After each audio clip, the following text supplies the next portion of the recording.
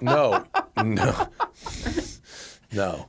What's up, everybody? It's the Smoking Tire Podcast. We got a big week this week. This week's episodes are brought to you by Off the Record. You know about Off the Record. I know about Off the Record. We all know about Off the Record. It is the place to go if you get nabbed by the police.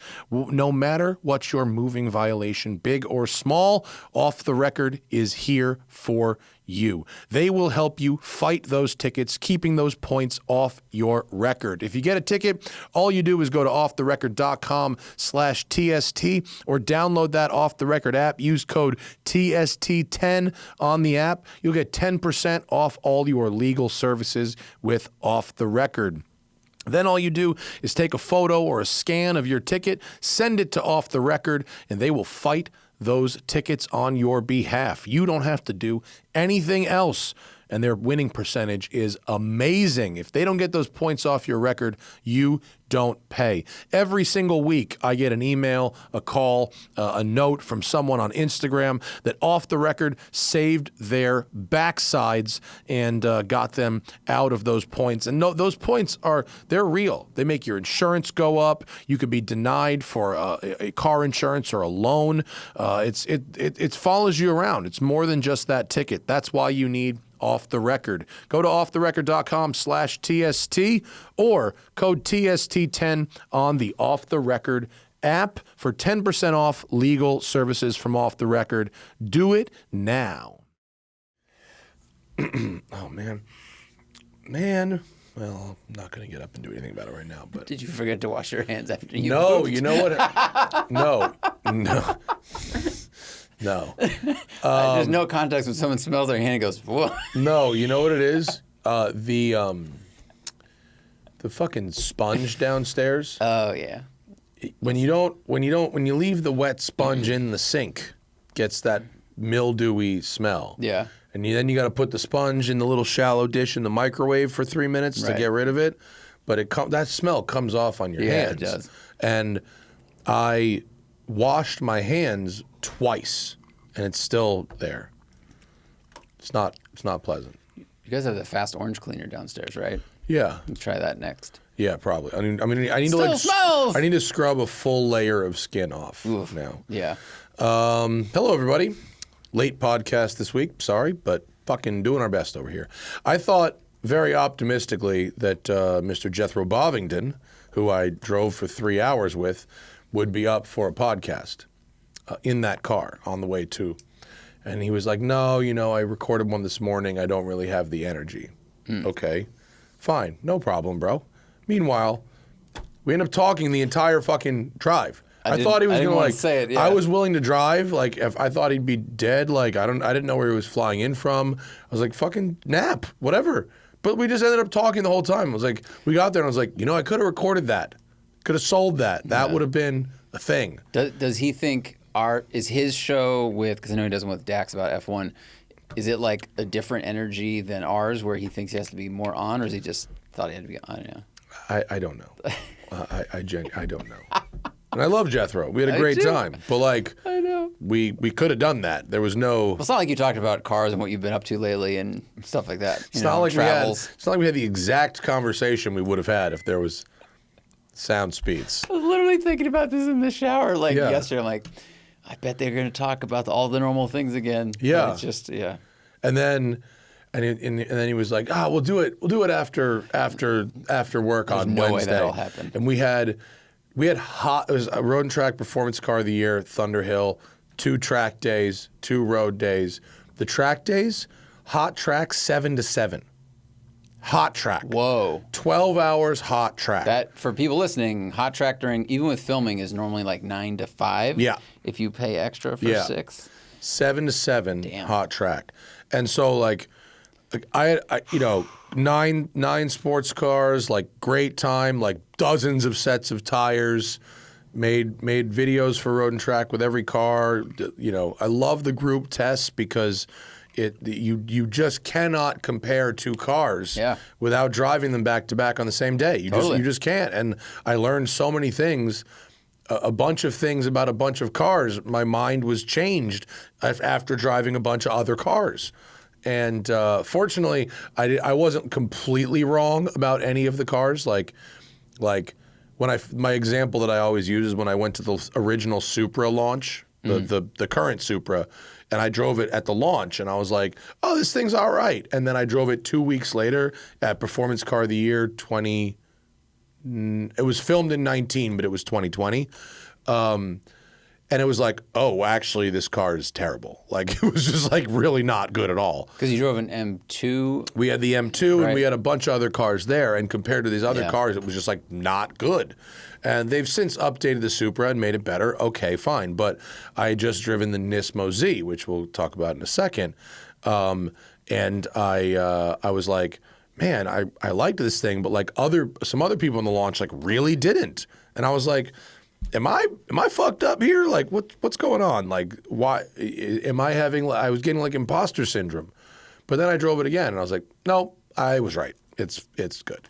But like, but some other things about some other cars, and I this is a. Did you convince those people? Like, they didn't like it, you liked it, you confirmed you liked it, and then. I didn't go back with those people and restate my case. I don't give a shit. If you don't like a car, I'm not going to try to make you like it. So I don't have enough stake in the game.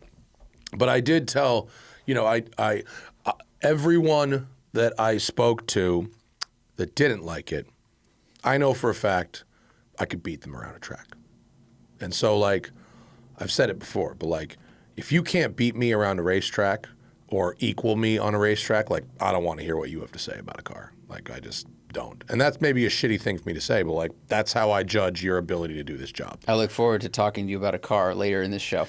I'm not as fast as you. But you're definitely like good. I know. And you've been there the fucking whole time I've been there, so it's not like you don't know what you're doing. But there's other people that I know are not good at driving who are criticizing the dynamics of various cars, and I'm like, I've watched you drive badly. I know you don't know how to drive. Yeah. And I'm not going to like publicly trash individuals. They're trying to earn a living, and it doesn't mean they can't comment on other things. Parts of the cars, right. But like, if you're not fucking fast, like, I don't want to hear about you. So I really respect Brett Burke, because when he came on this show, he said this on the show, but he was like, I'm not the fast person. I'm not trying to win anything. He's like, I know that, but he doesn't write about that. Right, he doesn't. He's not a great talking about the nuances of shock tuning. Right. He's like, how does this car look in front of my Hamptons home? That's his vibe, and like, that's his beat, and that's fine. And I'll talk to him all day about that kind of stuff. But like, if Brett and I love Brett, and if he was like, oh, the throttle response is just no good, I'm like, it's just not. That's not your lane, dude. Like, but speaking of Brett, he wrote the intro to this book, The Atlas of Car Design, which is by Jason Barlow, and it's like, this book is like fucking 25 pounds. It's big. 570 pages. And is literally the atlas of car design. It's every interesting, unique, important, significant bit of car design going back, I don't know if it's 100, probably 100 years to the beginning, broken down by country, broken down by manufacturer. This is a coffee table book really worth having. It is. And Brett asked me if I would write a blurb for the book, which is like, that's where like the quotes they use to sell it.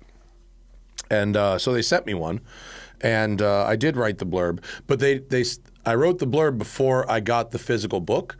They sent me a PDF. Which that makes sense. That's what they had, and so they go, you could check out the book and maybe you could write a blurb.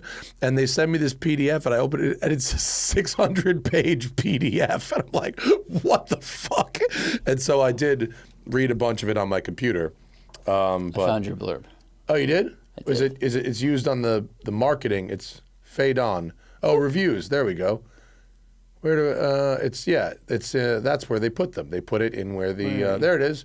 There's my blurb. The Atlas of Car Design is a true retrospective in the grandest sense. You don't need to be an automotive scholar to understand this book, but you just might be by the end of it. Fucking good quote, if you ask me. This thing is it's $150. It's from Fidon. It's beautiful paper, beautiful cover, and it would probably make a great gift for a car person in your life.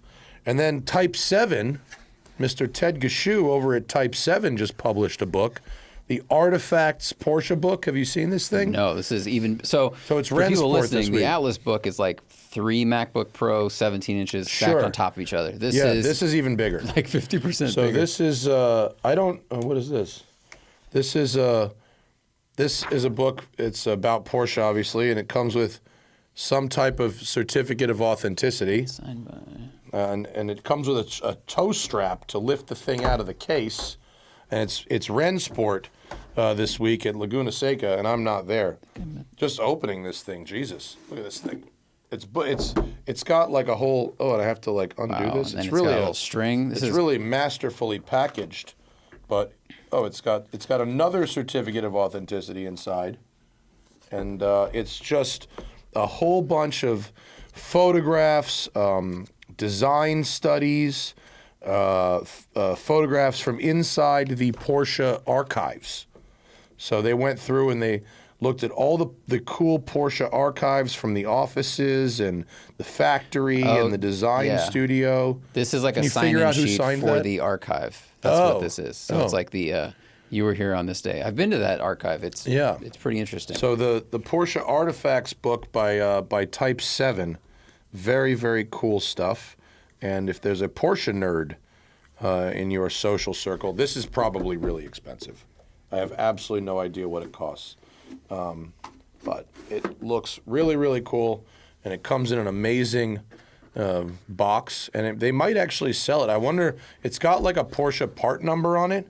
I wonder if they're selling it as a part that you could order from a dealer. That might be cool. Artifacts book? So this is the sign-in sheet from the archive? Yeah, I think so. Cool. All right. Well, shout out to Mr. Gashu and his team at Type 7 for sending that over. So on Porsche.com, on their Shopify website, whatever, the part number is the same on this, and so I don't know if you can add it like to a car you're ordering, maybe. But, maybe, or you can just order it from. You might be able to order it from the, right now. You might be able to order from the service department from your Porsche dealer. Cool. But that's pretty rad. Currently out of stock. Good coffee table book material for the new shop down in South Bay. I forgot how. P. Cody. So I don't want to talk too much about P. Cody because it's a big group test that won't be out until January or something. It's a ways away. Yeah, don't scoop your own magazine. Well, and most of the cars in it I've already driven in one way or another. But the Nismo Z and the 911 ST, the embargoes are off this week, so I could certainly talk about that. And I can talk about my own opinions of cars. You know, there's 11 editors, so what I have to say and what someone else has to say and the results of the group test are not necessarily the same thing. So, we want to do Nismo Z first, and then 911 ST. So. The Nismo Z was interesting because, and you could read my article on Road and Track. The video will go up on Monday, and we were a week behind on the video because Zach was editing 911 ST. But so I really liked this car for a lot of reasons. And Nissan let us drive a Performance, so there's like base, and then there's the Performance. And then Nismo's above that. And Performance is what you reviewed a year ago in Nevada. Okay. Performance has like you don't really want the base one. Like if you care at all about cars, you don't want the base one. The Performance has some good stuff in it that brings it to sort of an acceptable level of performance for a daily drivable car. And the way it kind of works with a lot of cars that are meant to be used really as daily drivers, such as the Mustang GT or the 86 cars, is there's some compromise in their dynamics in order to make them usable without wanting to hang yourself on bumpy roads, right? The Mustang GT, it's like kind of soft. The 86 has like crappy tires and, you know, it's also a little soft. And then you can make it your own sort of later, right? And in case of the Mustang, you've got the Dark Horse, which was at Performance Car of the Year, actually, also. But with the Nismo Z, they say, and I don't necessarily agree with them, but they say that their clients wanted something that was truly track day ready. Someone who's going to do a lot of track days and someone who cares about lap times. Now, I'm not sure who that customer is. Who the customer is that is looking to spend $65,000 to $70,000, is going to a lot of track days, really cares about their lap times, and their choice for that is a brand new, showroom new Nissan. That I don't know who that customer is. And I do think that there is a real missed opportunity to build an unbelievable driver's car, a maximally engaging, maximally fun, and higher performing than the regular base model driver's sports car. And by that, I mean no manual gearbox, right? What I love about the Z, it's the right size, it's the right shape. The Nismo adds 100 pounds compared to the Performance because of the body kit, because of the increased chassis. And that's with the same transmission. Right, I assume. The same automatic transmission. It's been updated, but it's not a totally new. It has new clutches. It has new software, but it's not like it's heavier. The added weight comes from strengthening the chassis, and the chassis is, I want to say it's 12% more torsionally rigid. It also has wider wheels and tires. It has bigger brakes. It has heavier duty like suspension bits, heavier duty, bushings, a thicker tube shock, higher spring rates, not solid, but like upgraded. All the bushings have been upgraded. And so it's 100 pounds heavier, but it's 30. Wait, I have it. I don't want to get the fact wrong, and I have it written in the notebook, so I can make sure to get it right. It's 20 extra horsepower and 34 extra torque. Okay. It has a new ignition system that comes from the GTR, and it has an overboost function that spins the turbo 5,000 RPM higher. 500. The turbo spins 5,000. It now goes. The turbo spins 227,000 RPM instead of 222,000 RPM. So a little more boost. It also has better cooling. It has a secondary oil cooler. It has, like I said, between the rear shock towers and then between the front shock towers across the car, it has reinforcements, so it's more rigid, it's lower, it's wider.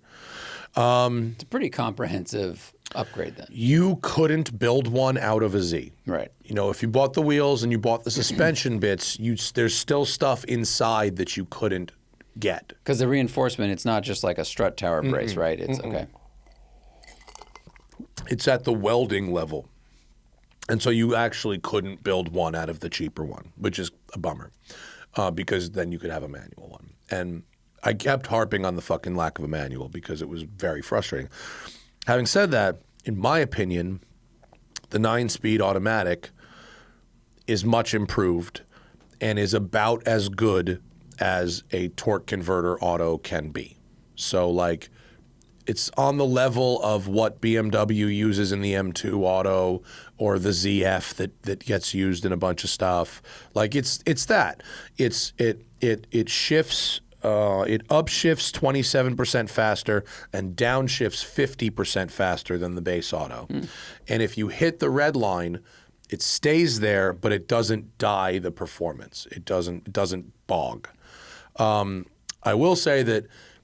For me, this top of the steering wheel blocks the shifter lights. I wish the whole tack like changed, and Jethro said this too. I wish the whole tack turned yellow, orange, red. It's a screen. Like that could be done. Yeah, but and some cars do. I think the Mustangs do that with some some cars of the settings. do it. Yeah. But honestly, this car drives great. It feels tight. It feels planted. We drove it back to back with the performance model, and at Sonoma, which is bumpy, it's better everywhere. Wow. Every single corner, it's better. Every single straightaway, it's faster. Not too stiff on the bumps. So on really bumpy roads, it's a little bumpy. But, well, I guess. But on the track, it's different, fine. right? No, Because track, the it's track, fine. it's like the surface is smooth, but Yeah, there yeah. are bumps underneath it, like Right. roots are growing under Right, it. Almost. right. The track, it's fine. So it soaks the stuff up, keeps you going. It's great on the track, and it was fun at Sonoma, and it was really fun at Thunderhill, where the surface is very good, and the steering is great. It's got better steering than the M2, better steering than the Mustang Dark Horse. It's got it's the right size for a sports car on the road. It feels like the right size, whereas a lot of other cars are starting to feel really big. This feels like the size that a sports car should be. It is in my opinion, particularly susceptible to what type of gas you put in it. And what I mean is the horsepower figures that Nissan is quoting are with 93 octane. At the track, we put 100 in it because it was there.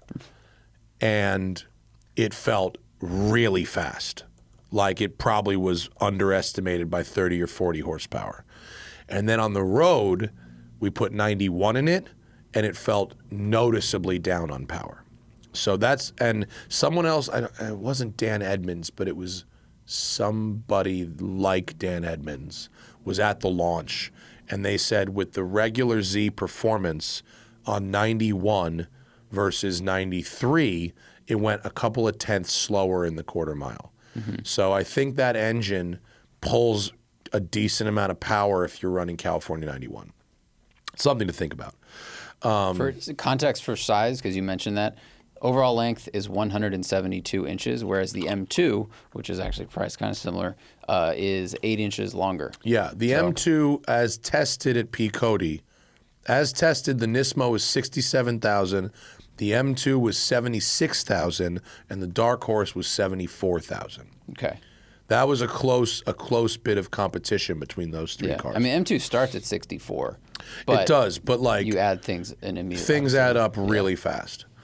And in the group of cars we had, it became obvious right away just how ugly the M2 is. It is so ugly. Yeah. I mean, it's really like you can't believe they sold it like that. It's so ugly. I'm surprised. Of course, it's a very subjective thing. Yeah. But I'm surprised that there are journalists out there whose opinions I respect hugely, and they like came around on it or they came to like it, and that's fine. Like, but man, the M2 is the best me. driving BMW on sale today. And the one they gave us for P. Cody was a manual. The one we had for our review was an automatic.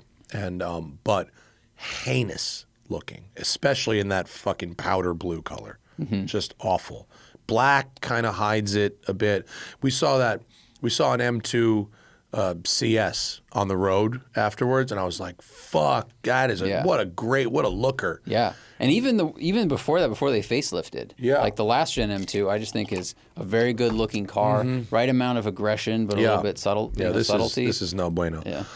So anyway, the Nismo, folks, we got to take one quick break from the action for NASCAR. This episode is brought to you by NASCAR, and the Cup Series playoffs are in full swing this weekend. They're headed to its biggest and baddest track, Talladega Superspeedway. Measuring in at over 2.5 miles, this beast of a track is about nothing but pure speed. Drivers will be battling it out at almost 200 miles an hour, just inches away from each other for 500 miles. There's only 12 drivers left with a chance to crown themselves a NASCAR champion forever, so the competition is going to be high. Fans tuning in will be treated to iconic four-wide racing along the high banks of Talladega with some of motorsport's best drivers behind the wheel. Time is running out for those still in championship contention, and with only 2 races left before the round of 8, it's win and you're in. So don't miss out. Invite over some friends, get some barbecue going, and watch the Yellawood 500 at Talladega Superspeedway on Sunday, October 1st, 2 p.m. Eastern on NBC. And now back to the show. It sticks when you want it to stick, and it slides when you want it to slide, and it is good at doing both of those things. I slid it around a lot. I took the opportunity at Thunderhill to practice mucho drifto because we had so many tires. I didn't give a fuck. I'm very good at sliding Thunderhill West now. Nice. And it slides great. It's easy to control when you get it sideways, and if you don't want it to go sideways, it doesn't. But if you ask it to, perfectly happy to do so. And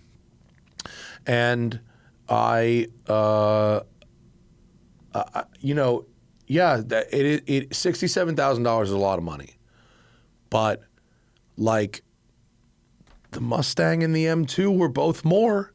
I mean, by like $8,000, and That's a lot. And there's not nearly as many people out there going. And like, by the way, and like a 230, is cheap, and the M2 or cheapish, and the M2 is expensive, and fucking Mustangs are at the rental counter at Hertz, and this thing is $75,000. You know what I mean? So yeah, okay, the Z starts at 40, and this top trim one is 67, but I don't think it's overpriced compared to what the rest of the market says.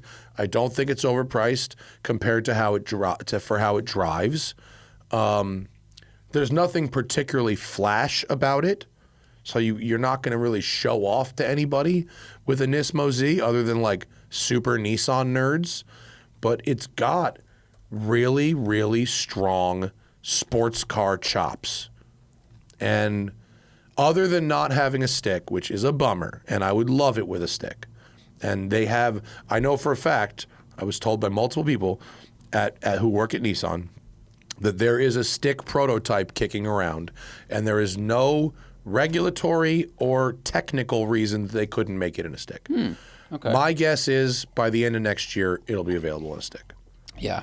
I mean, if they can make it, then and they're watching the writing on the wall, and they're watching all these other companies like either make hand over fist money on manuals or phase them out like BMW. Yeah. They go, yeah, why wouldn't we try to do that? Yeah. For inflation reference, 2014 370Z Nismo was $43,000. Yeah. And how much is that? That's $55,000 today. And you're getting a lot more car. Yeah, you're getting it's priced $9,000 more than that, but that's like sadly expected today with cars because cars are outpacing inflation.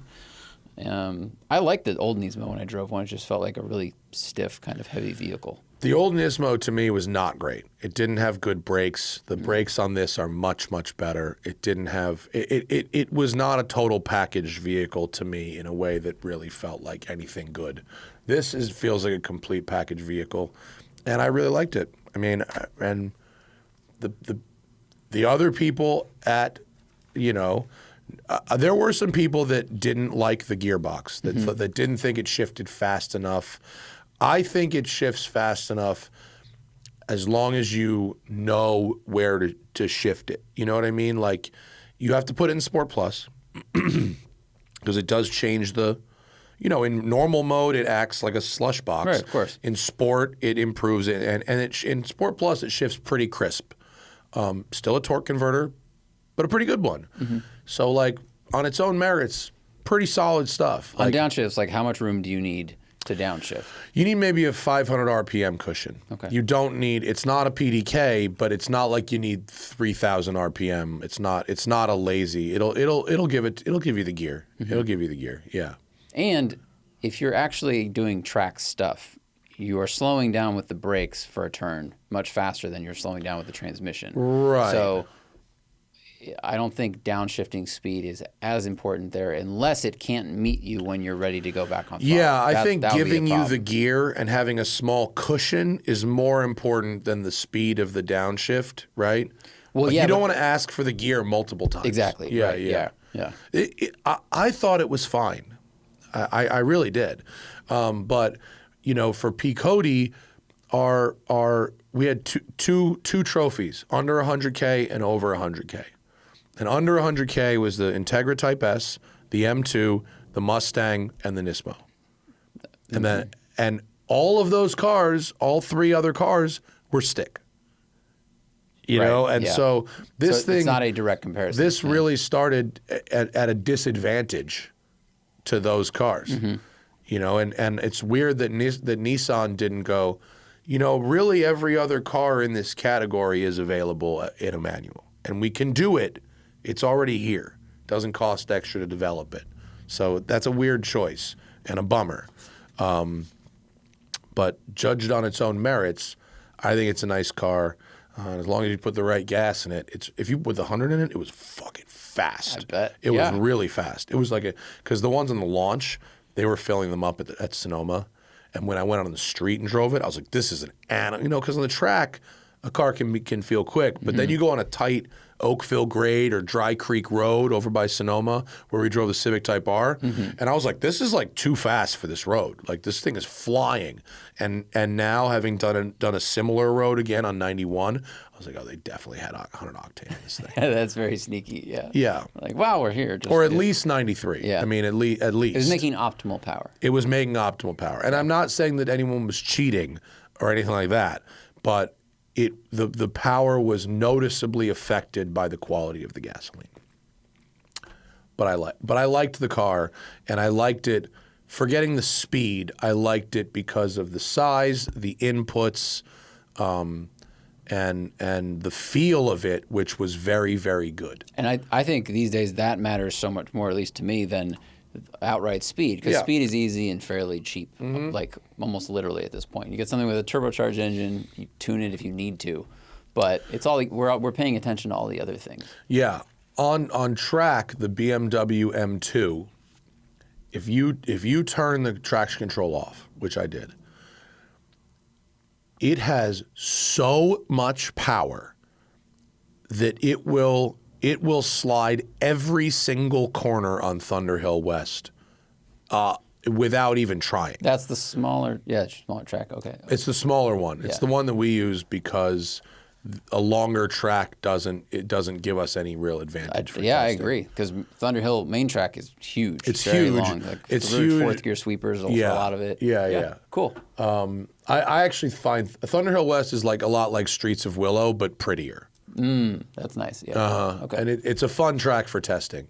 But the M2, the electronics are doing so much work. If you're looking at the screen right now, is that screen showing? Okay. It's the is there a satellite photo? Oh, go up.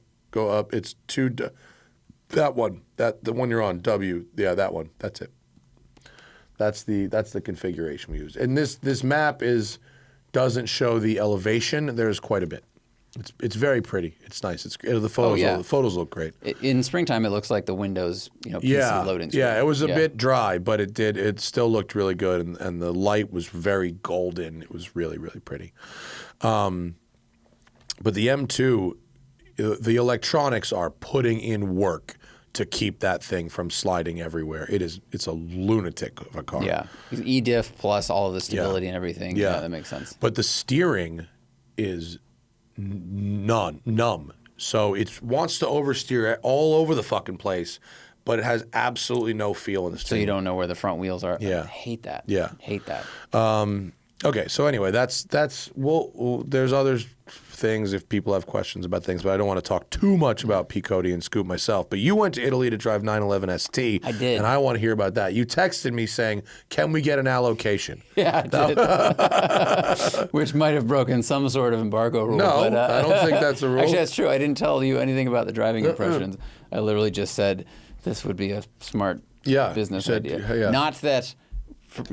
like I can afford this car. I was just like, how many people's money can we pull together? Bro, you know what I did? First, I texted my dealer who told me outright no. She said, no can do. I then texted Tom Segura. Yeah. I go, bro, what are we doing over here? I said, a little fucking split ski. I'll do 25%. Two Bears Racing needs to purchase one of these, and I'll go in on it. Yeah. He didn't say no. He DM'd me though, and he's like, "What's the?" I don't think it's actually for him because he got the Touring. Yeah. And he didn't think it was that exciting, so he had to build the engine. I was like, this is going to do the same thing. If you live here, this car makes sense. Yeah. It makes sense in the turns. If you live in Texas, where like I've driven the roads around Austin, there's some turns, but they're fourth gear turns. Yeah. So the handling in this wouldn't really matter. This thing absolutely surprised me in how different it feels from a Touring. And they had them on hand, which kudos to Porsche, because some car companies, they don't want you to talk about the old one. And they're like, yeah, drive that one. Because otherwise, because this has the exact same hardware as the Touring, with like 3 exceptions that come from the GT3 RS. So it's the same shocks, it's the same springs, same front sway bar. The rear sway bar is off the GT3 RS. They get rid of the rear steer, but they change the steering gear from 15-1 to 14-1. Or sorry, reverse. They go to 15-1 from 14-1. To relax the steering a little bit. Relax the steering, because they say the rear steer is doing a lot of compensating for that quick rack. And, we don't know it's doing that. We just know that it turns well and handles really well. And considering the fact that Porsche's rear steer mostly feels invisible. But when we got there, I was like, okay, this thing has all the same basic suspension bits. How much can you actually do with that? Huge difference. Like, all they did was change software for a year. They said it took them a year. They put one guy on suspension development, and he spent a full year just changing algorithms, changing coding, like changing damping, changing compression, changing all that stuff. The car absolutely feels like a completely different vehicle. Does that mean someone could do that in the aftermarket? Theoretically, that's a good question. Could you like copy paste the code? So if you had a Touring, sure, maybe you can. Let's just assume it's not. You have to jailbreak. Like, the car. can Mitch at M Engineering or Joey jailbreak a Touring and turn it into this? I think if you assume yes, but you still would have to change the steering rack and get rid of the rear steer. And you have to get rid of the rear, because all GT3s have rear steer. Correct. Yeah. Yeah. The only ones that don't, I think, is RS. Does RS have rear steer? Yeah. Oh, so all of them have it. So it's the only one without it. My mistake. I just couldn't believe how different it felt. And like I said, we drove a Touring after I'd filmed the video, and I was like, okay, like now we'll really see. The steering felt slower on the Touring. It felt softer, less steering feel from the tires, a lot less from the tires. It actually rode less comfortably. So the ST has a better ride. It has than a the better Touring. ride, which is is it less wheel darty? control. It's way less darty. Like the Touring, because the roads we drove on were not great. Like, they're frankly just straight up not great. They're really tight, mostly second gear stuff, some like first gear stuff. There's patchwork on the road. There's cracks in the road, like weird bumps all over the place. I mean, there were some good sections, but 50% of our drive, which was 2.5 hours long each way, was like pretty rough. And it turned out to be a good demonstration of the wheel control of the ST, because the Touring would like skip and shudder over these kind of imperfections, do that thing like, and then you're beyond that crack. Hopefully it's ended. And the ST, you'd hear those imperfections, but you wouldn't feel them through the seat. And it felt like the car was glued to the ground better, where it could manage and address every little bump and then reset itself for the next bump, whereas the Touring would kind of go, I'm going to skip this bump and go to the next one, and then skip this bump and go to the next one. The Touring also seemed to move around more on a crowned road, whereas this didn't do that. Touring does that. All GT3s do that a lot. It's the main reason I don't like GT3s is they catch every rut in the road, and they just move all over the place. So you really have to drive with 2 hands on the wheel all the time. The last generation GT3 didn't do that. This does not do that as much. That's good. Which is wild, because at the same time, you have the turn-ins fine, plenty eager, steering feel, again, really, really good.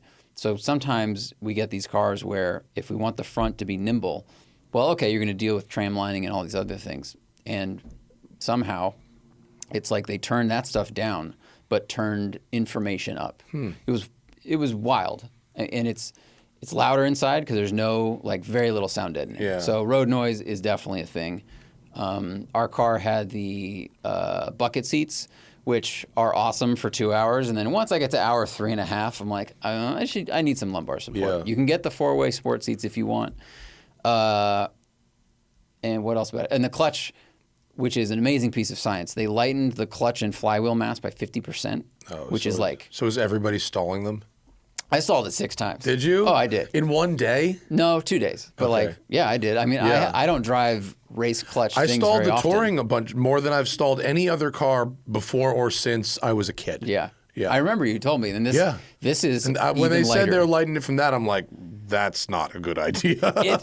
I mean, to his credit, Tony Carrogo is my drive partner, who's awesome editor-in-chief of Car and Driver, and he never stalled the car. Really? Never. So you're just not good at driving, as it I'm turns just out. exactly. And neither are you. I Apparently, need to stop. Yeah, we're not good at driving. We should stop driving Porsches. Yeah. There goes What was half he of doing our- that you weren't doing? I think he's probably driven GT3s a lot more than I have, or maybe other things. Like, I don't drive cars with race clutches very often, light flywheels, any of that stuff. And this has, again, 50% the mass. Yeah. So it revs up.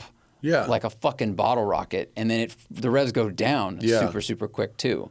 But when you couple that with the light flywheel, and we were, on hills in a tiny Italian town, and I'm trying to turn left in front of a Fiat, and I'm getting a little panicky, and it's like, blah, blah, blah. Yeah. So, a lot of people, I don't think, realize that the flywheel, it helps to keep the engine from stalling when you let the clutch out to start driving. it's like a mini bump start all the time. Right. Yeah. And if you were really, really light in a flywheel, you have to apply more throttle to get the car going. You can't just kind of like just tiny bit of throttle and let the clutch out. Like that doesn't work anymore.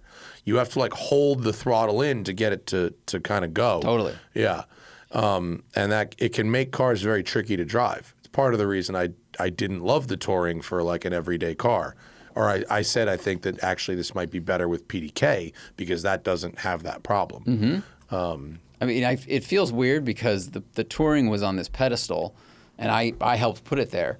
And then what I thought was just so cool is to see what engineers can do with more development time. And it's like, the joke is that racing engineers are never happy because there's always something they could perfect or tweak or change.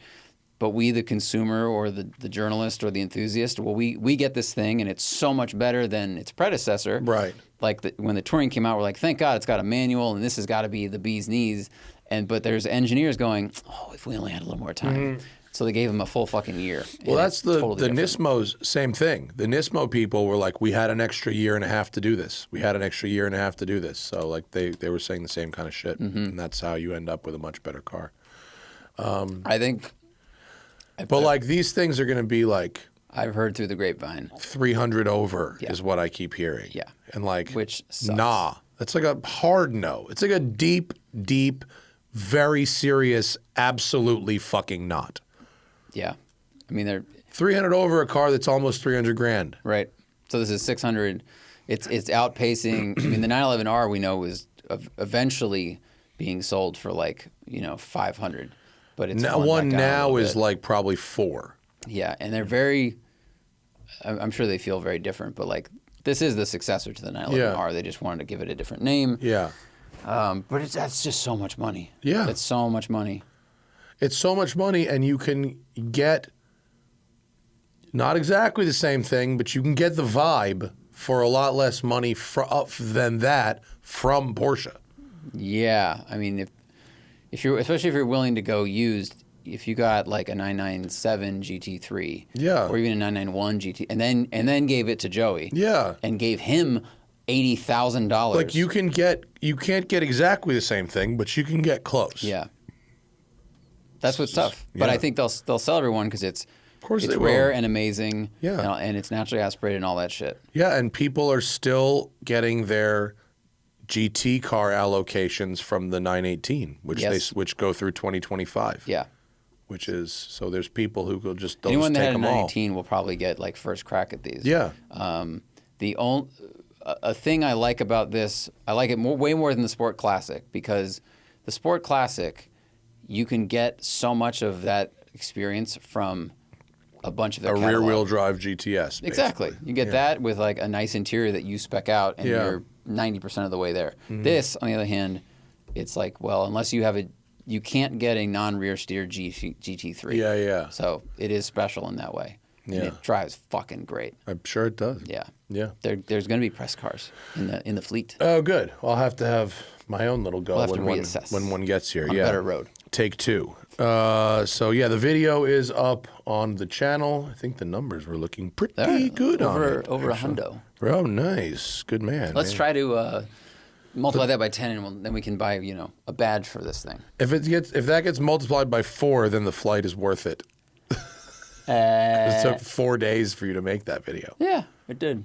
Oh well. Right. Okay. Cross some things off the list.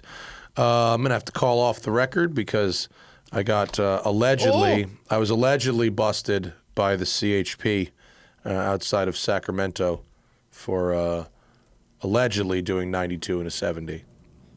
Of course, I wasn't doing those things. No. This was fucking deeply bullshit. And you should have seen the speed this guy had to go to catch up to me. Wait, car. Fucking guy. Explorer? V6 Charger. Oh, okay. V6 Charger. But I'll be calling off the record, offtherecord.com/TST to handle that bullshit. And it will be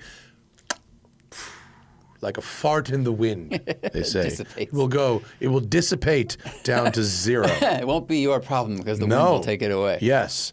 But, yo, I feel like, I'll tell you what's bad. My health this week. Fucking those 4 days, racetrack. You like, what, up at 5 a.m.? Yeah, not working out, eating at the only restaurant in fucking... The Mexican restaurant place? Casa Ramos. Yep. Shout out to them, though.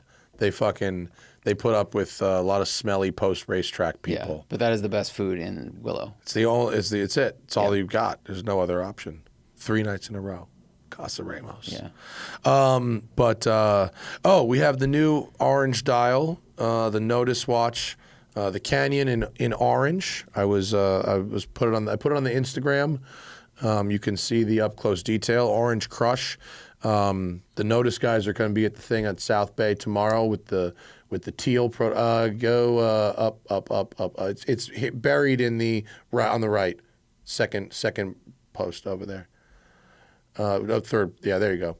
That's it. So that will be available in December. If you like orange, we're going to do 200 of them. Cool. Twice as many as the first one. So if you're into orange, that will be awesome. And, of course, we've got the teal prototype giveaway, just as a reminder for everybody. There's 3 ways to enter. You can sign up for bethematch.com. And send me your sign-up receipt for when you submit your, not when you sign up, when you send in your swab sample, the receipt of that. A few people from other countries, from Canada and England, they don't have Be The Match there specifically, but they have nationalized registries there. If you're in a country that does a nationalized registry, that is fine. I'll take that. You can also donate blood or platelets. Each donation is an entry. You can donate as many times as the service will allow. Send in evidence of your donation. That can be the receipt and a photo of you doing the donation. That's probably the best way to do it. Or you can donate $100 US or more to bethematch.org. I just said .com. It's .org, bethematch.org. Donate, send in the receipt, and the email address is peaceunique at thesmokingtire.com. Peaceunique at thesmokingtire.com to win the watch. We've got about 200 entries right now. So actually, that's a lot. I mean, a lot of people have keep going down. A lot of people, there it is, middle. A lot of people have donated. A lot of people have entered. But at the same time, 1 out of 200 is a pretty decent chance. It's not like it's thousands. We should pin this to the top of your IG. Oh, to the link in bio thing? No, just you can pin this post. Oh, you so can? That it sits at the top. Yeah. Oh, yeah, we should do that. Can you do that now? That's a great question. Are you logged in? Maybe we'll have to do it from the phone. Okay, cool. So that's going on now, and that goes on until December. And you can win that watch. And if you're in America, I will fly you to Los Angeles to collect it from me yourself, and I will take you out in my whips, or one of them anyway. You can choose which one. Shout out to Ed Sheeran.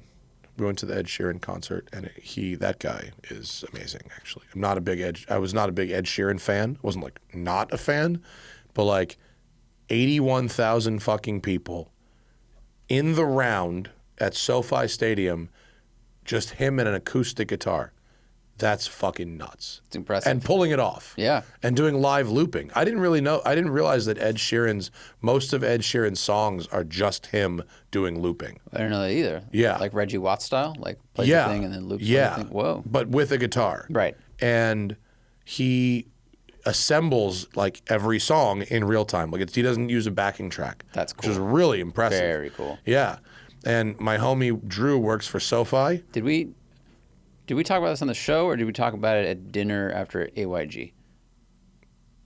I think we talked about it with the AYG guys. Okay, I just wanted to make sure. Yeah, Then never you can mind. continue. Never mind. I've just been thinking about it.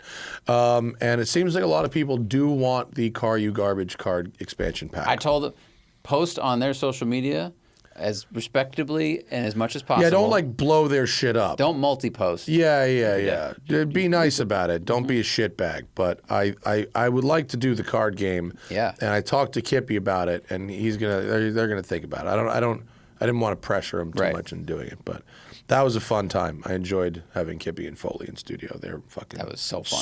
Super fucking great people. Right. Do we want to go to Patreon questions? We have probably a bunch. We do a bunch. Did you see the clip of me fucking sending the Sterrato off in the? Oh, yeah, that was that cool. clip. That is intentional. They're like, we really want to get a shot, a drone. No, the next one's better. Go back. Get rid of the. So that's just a straight cut. That one, flip to the right there. So look at this. Look at this one. This one, they go, we really want you to cut like a lot deeper. Oh, and so they just had me fucking You're like, I'll go up the hill for a bit. way off road. Awesome. They wanted to get drone shots of like because the track does like an S there. They're like, we really want the track here and then you like over here. Great. Yeah, we got Happy a to bunch do of it. angles of that too. Oh man, what a car. Sterrato rules. I'm a big fan of Sterrato. If you tried to do what I did or Jethro did at a track day, you would get kicked out in 5 fucking minutes. Of course. But when you have a track to yourself, Yeah. I slid that car at like 90 miles an hour across the fucking. Everywhere you can imagine that car going sideways, I had it sideways. And it was On tarmac or dirt or both? tarmac. Oh, cool. It's fucking great. It's a great drift car. It was so much fun. We delaminated 2 sets of fucking off-road tires on the track. Yeah. And it just handled it, no problem. That was great. That's It was great. so good. All right, let's go to the Patreon. Patreon.com/The Smoking Tire Podcast. Bless you, Zach. If you want to get in on the action, that's where you do it. And we got a bunch. So, Jack Riley says, I heard a take recently that said the electric car will become the poor man's car as the quartz watch became the poor man's watch, with internal combustion vehicles and mechanical watches being their respective counterparts. Thoughts on this idea? I think it's an interesting concept. I did just see an article on, I think, The Drive that was like legislation forcing people into EVs doesn't apply to rich people, basically. I think the last internal combustion cars will be very, very high-end supercars and exotic cars. Timeline is unknown, but I think eventually that will be the case, unless there's a huge shift in the direction where people go, oh, let's use this other technology instead. But if things continue the way they're going now, then yeah, eventually it would just be like you got to pay a special tax or something to drive that gas, or gas will just be so expensive. I don't know. Sure, but sure. That's a long way away. Frozen Berry Phallic says, do you ever wish your daily was something more unique, flashy, or rare, or are you just fine with a toaster?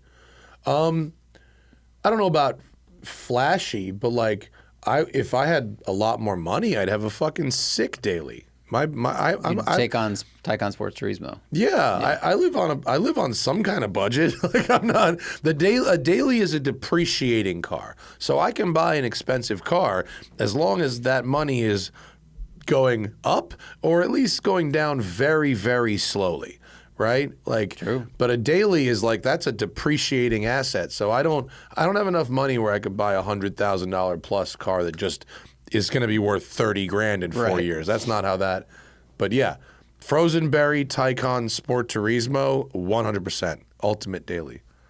Right? Yeah. Or that Bentley Flying Spur. That was the jam. Christian says, did you like the BMW i4 as a daily commuter? No, I did not. I found it to be great when fucking sending it up the hill because it was faster than an M3 and just ridiculously quick and good at that. And then it was boring and just a BMW. I mean, I didn't specifically not like it, but did it ride nice, or was it like too stiff like some of the M cars? Yeah, no, it was too stiff. Oh, okay. It was too stiff on bumpy roads, and no, yeah. My favorite car from the Performance Electric Vehicle of the Year, that for a daily, is the EV6 GT. Mm-hmm. Had an amazing ride, amazing handling, amazing steering, great seats, simple, usable, pretty well made, lots of space, totally reasonable price. That's what's up. Craig said, what is the cheapest and most expensive vehicle you've stored at WCCS? Well, the most expensive is the Paul Allen's 959, which is like $2.5 million. It's not here anymore, It's so not I'll here. try to break It's in. not here right now. It's at somewhere being serviced. And the cheapest, I mean, we've had people's we've literally had like a Subaru Outback daily driver. We've had a guy, one of our clients bought a fucking Jeep on Bring a Trailer, sight unseen, like a Wrangler for like $10,000, and that lived here for a couple months. We have an E30 Coopers. We have an E36 automatic convertible, E36 M3, probably that. That's not worth anything. It's not worth much. No, we have a 2001 Audi TT that's been here for a while. That's not worth very much. We have like a late 90s or early 2000s base Boxster. I mean, we have a whole bunch of cars that aren't necessarily investment grade cars. Mm-hmm. Most of our clients are just regular ass folks.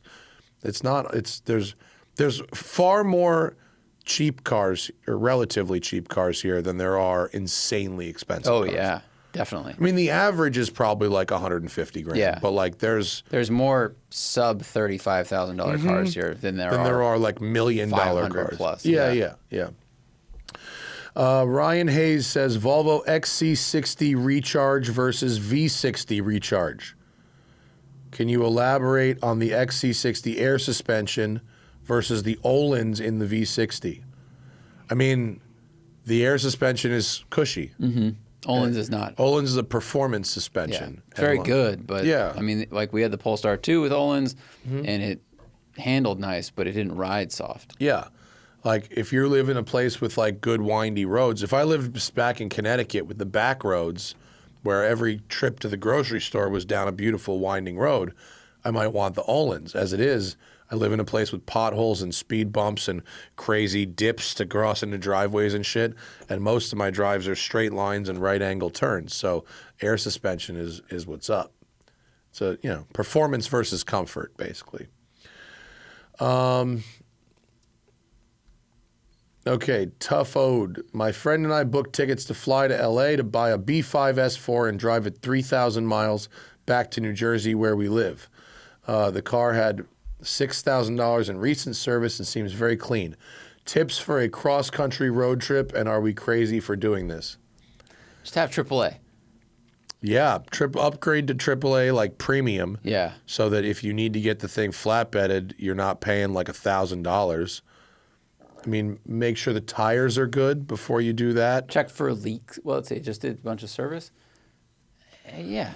I mean tips? No, just drive the car. But just make sure your tires are, decent.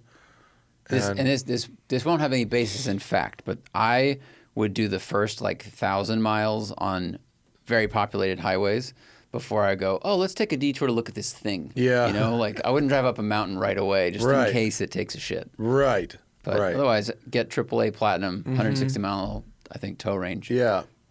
Yeah.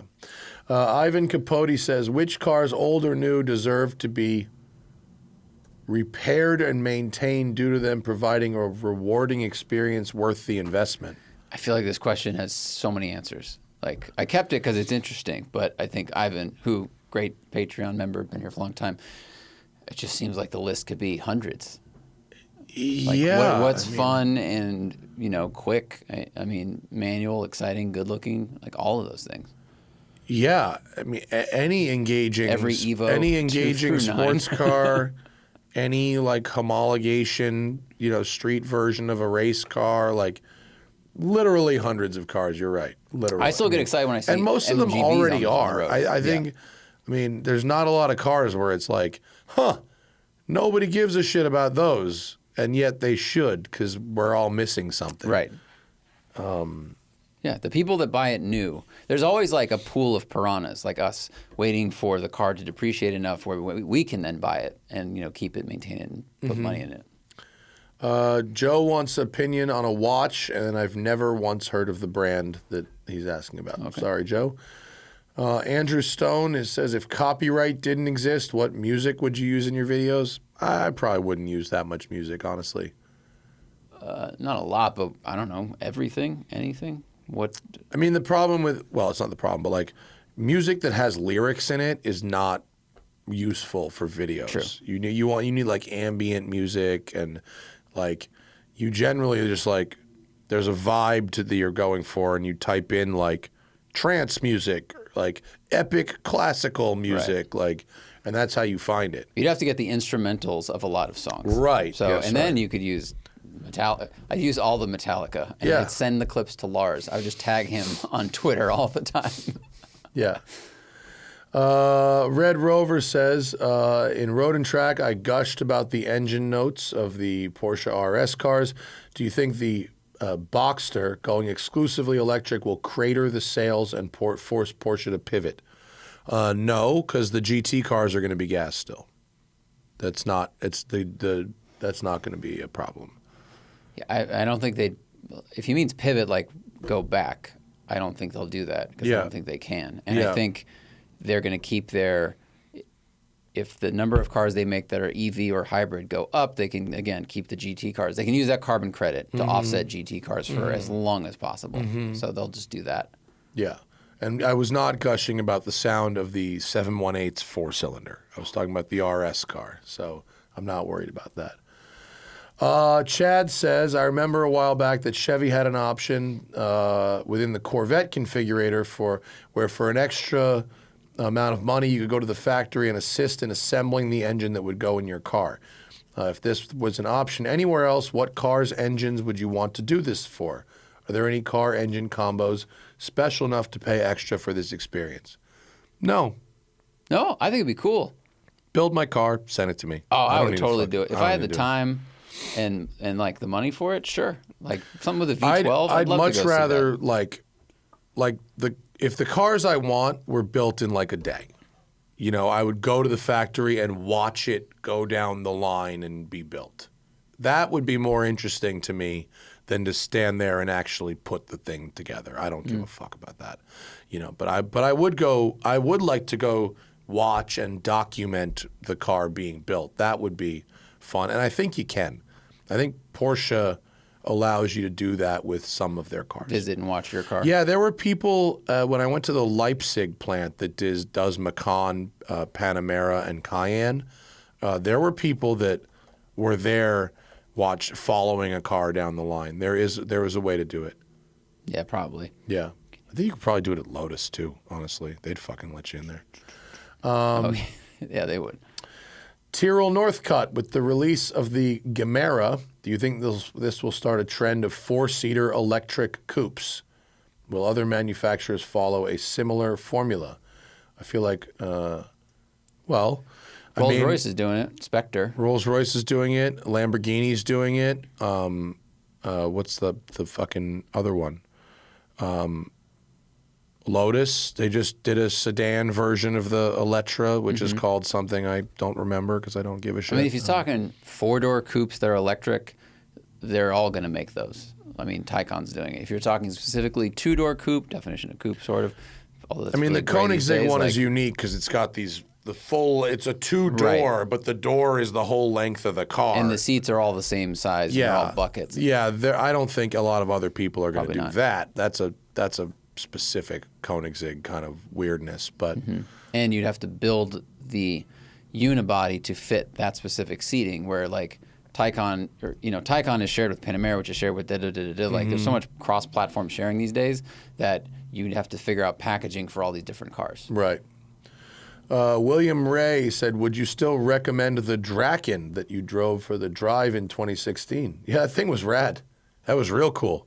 I saw another one at the HRE open house this past year, and they said they were going to go build more. They built like 10 or 11 of them, and then something happened. I don't remember, something on a corporate level. There was some beef and something didn't work out. I don't know, whatever. But they had the IP to keep building them, and they were going to build more. It was extremely cool. Yeah. Yeah, it was really. I'm getting them confused. Who's Ben Collins working with now? No, that's Praga. Okay. The Draken was like a better built Ariel Atom with an LS engine in it. Oh, that's a ride. Remember that?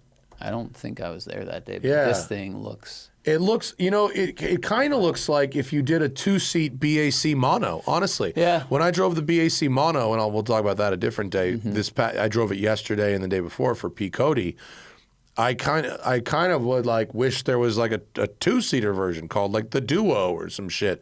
And this is kind of like that. It's not as 430 horsepower, 2,000 pounds. yeah, it's not quite as like F1 car for the street, but it's got LS motor, stick shift, 2,000 pounds, $140,000. 140,000 turnkey, and it was really cool. Ooh. It was really tight. I think go down that blue one is the one that I drove, and it was pretty well put together. I mean, it was Spartan and basic, but everything was made of metal. That's got to be fizzy.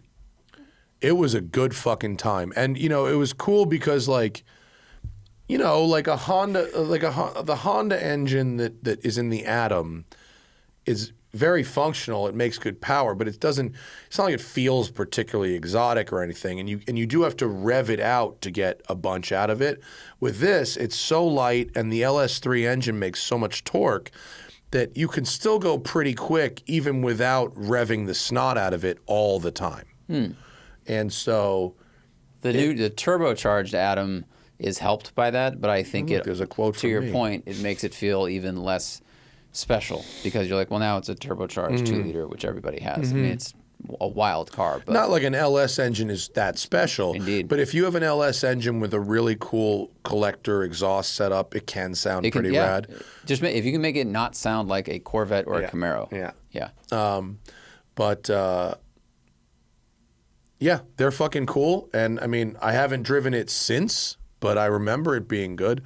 If you go back and watch the video I made with it, everything I said in it was honest. Okay. Dre in Houston, long story short, thoughts on lowering 911s. I like the look, but does it compromise the handling? Yes, it does. Don't do that.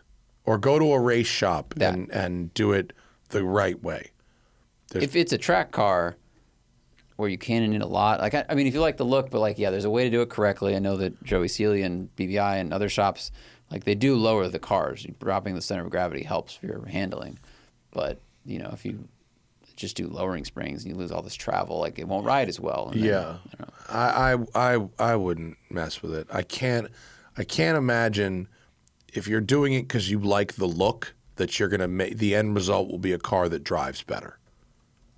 Yeah, I agree. And I was just looking to see how much dead cat space Porsches traditionally have. Like some cars are more offensive than others where you're like, this needs to be lowered or it looks like garbage. I haven't ever really felt that way about the 911.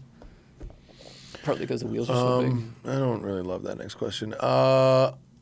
Saw Wu says, now that you've driven the Mono, and he says he writes Mono R, but I did not drive the Mono R. I drove the replacement for the Mono R. The Mono R is last year's car. This is a new car. It's just called Mono. Out of all the track-focused cars, which would you say is your favorite?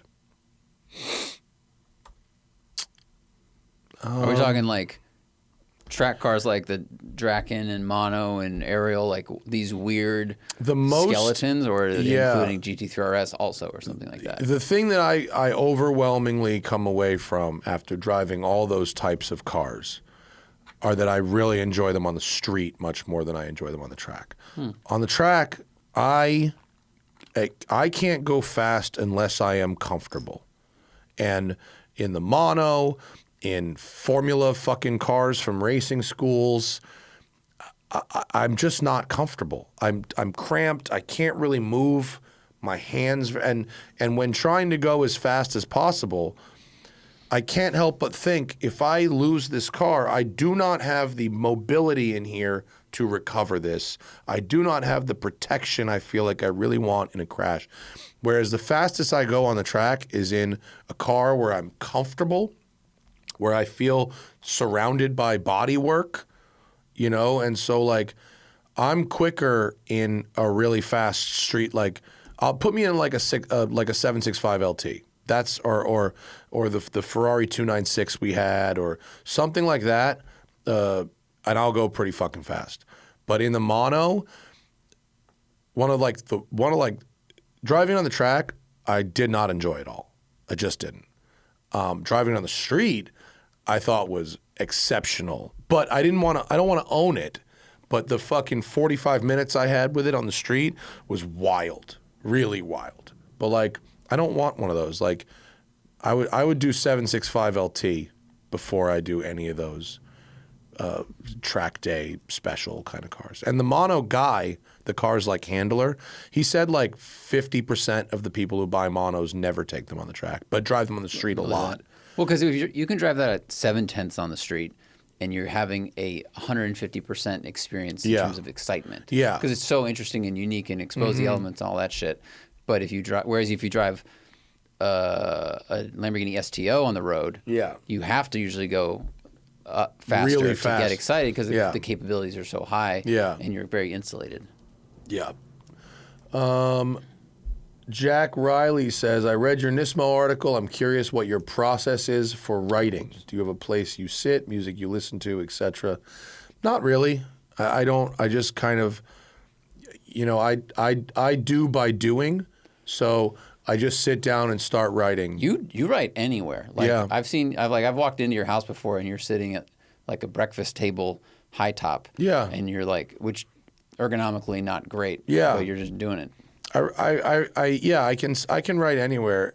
I can't really write on planes, but I can. I don't have a process. What ends up happening all the time is the first thing I write usually becomes the second or third paragraph. Oh yeah. Right? Yeah, I know what you mean. Yeah. I usually find a way. I usually end up going back and writing a new opening paragraph before that. Because But like, I just kind of do by doing. Christian says, how much better is a Rolls-Royce Ghost than an S-Class? I haven't driven a Ghost. It's better because it's comfort and insulation over everything else. And so if that's what you want, it is the most comfortable and the most insulated. And it's the most opulent. You know, it's pretty incremental at that point, but it's nicer. It's definitely nicer. I think so. The Ghost weighs 800 pounds more than an S-Class, unless you go S-Class with hybrid, which we've talked about. It just is not comfortable. So all that weight, a lot of that weight is like sound deadening and just isolation. Yeah. Andrew Bacchus says, do you think BMW's downward trend is just another phase like the 2000 Bangle era cars that people eventually came to love? I might dispute that point. Or could it be more like the beginning of a downward spiral? So I put this because I think we talked about this like a month ago, and we looked up BMW's sales, and I think as of 2021, they were ticking up. So I don't think it's a downward spiral for them. Like, in terms of design, maybe we don't know what the future holds, but in terms of BMW's success as a brand, they're selling more cars.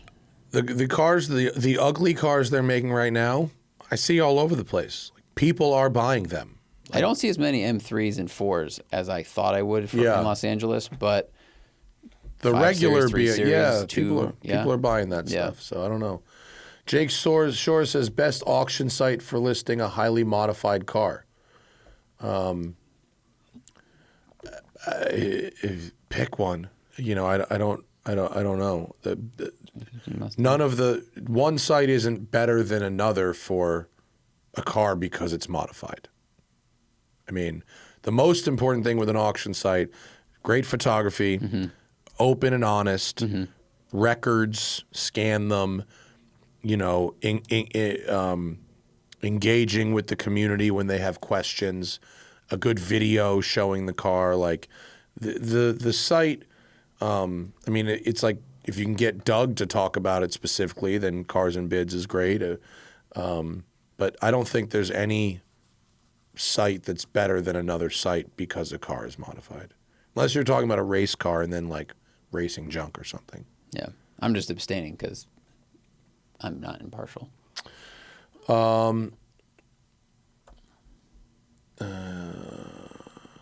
Kevin Reddy says there are shops working on manual transmission swaps for the Alfa 4C. Would a manual transmission be enough to transform a 4C, or is it irredeemable? I think it would make it interesting. I think it would help a lot. It would help a lot. It wouldn't fix the weight problem and the handling problem, but it would certainly keep it from feeling as dated as it does. You know? I wonder if they're using like Exige gearboxes.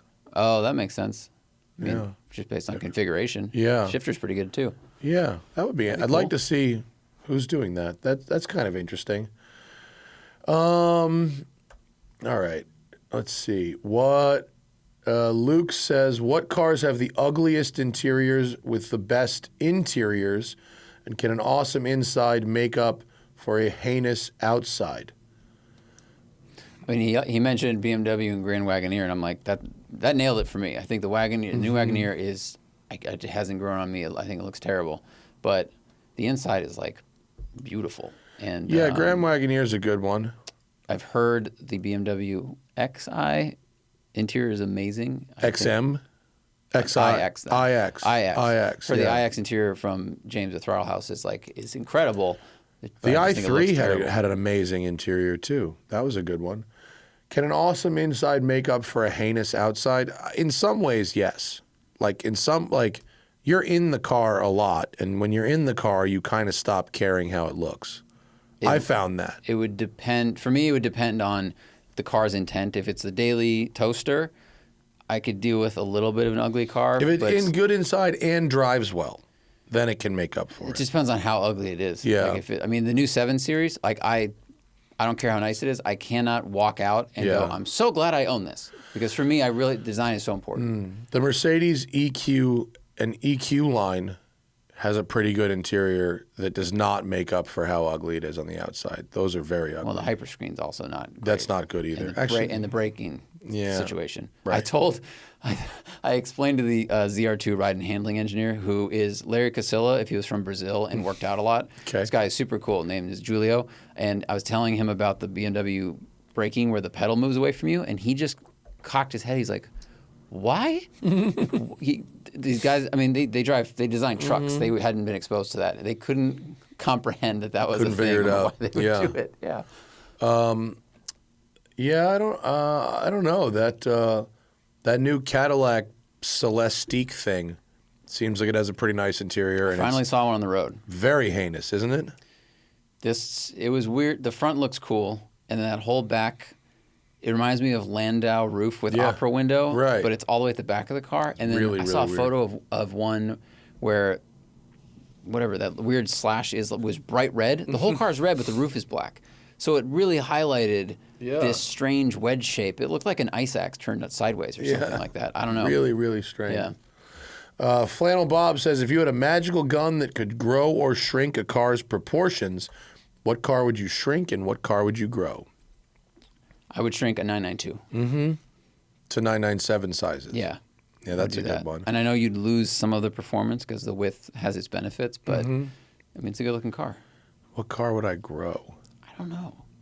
Because this one was hard. I was trying to think of MGB GT. I really like the way those look. I would but grow. it would change the character so much. I would grow a BMW Z3M clown shoe by like 5% just so I fit a little bit better. Okay. That's it. I don't know. There's some cars. I think that's the only answer I could think of is if you don't fit in it and you really like it and you could just change it. But otherwise, it would change the car's character too much. All right, one more, and then we're going to get out of here. One for Zach. Scooter says if you had to replace both your M3 and Sarah's Fit, what is your perfect two-vehicle garage cannot be replaced with the same car you had? We've kind of talked about this. I would do Cayman S for me, and then Subaru Crosstrek for her, or maybe Tesla Y, just because they have free charging at her work. But something we can actually take out and do adventures with. Like Crosstrek, the hybrid Crosstrek was such a great answer, except it got like the worst miles per gallon. The range was really tiny. Yeah. And they discontinued it, so they got to bring that back. I like that. I like that. That's all right. All right, guys. Sorry about the show being late today, but travel being travel, it was just the way it had to go. You still got 2 shows this week. Don't want to hear any shit. And that's it. That's our show. We are back next week. We have 2 new shows for you. We got that car show, Brecky Car Club at WCCS South Bay tomorrow morning, 8 to 12. Come see the watch prototypes. Come see 100-plus vehicles, bunch of vendors. Vorsteiner sponsoring it, and a bunch of other people as well. And have a great weekend, everybody. Thank you to Type 7 and to my pal Brett Burke for sending me the Atlas of Car Design and the Porsche Artifacts book. Killing it over here. See you guys later.